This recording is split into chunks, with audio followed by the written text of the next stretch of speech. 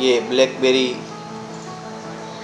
9720 नाम का फ़ोन है, जिसकी मार्केट प्राइस 15,990 यानी कि 16,000 के आसपास इसकी प्राइस है, जिसकी लॉन्च डेट सितंबर 2013 और ये सिंगल मिनी सिम वाला फ़ोन है।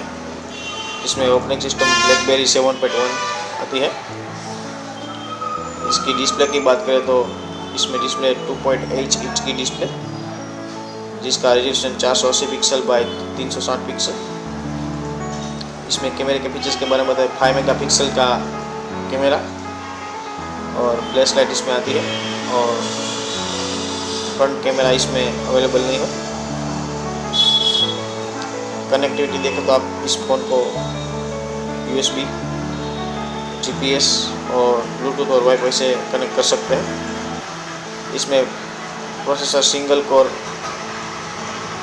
प्रोसेसर इसमें अवेलेबल है। 512 MB की रैम, इंटरनल मेमोरी 512 MB और एक्सपांडेबल आप 32 GB तक आप अपना मेमोरी कार्ड इस फ़ोन में यूज़ कर सकते हैं। ये ब्लैकबेरी का 9720 नाम का फ़ोन आप 16,000 के आसपास में खरीद सकते हैं। ऐसे दूसरे फ़ोन की जानकारी के लिए आप इस अकाउंट को सब्सक्राइब कर सकते हैं। Thank you.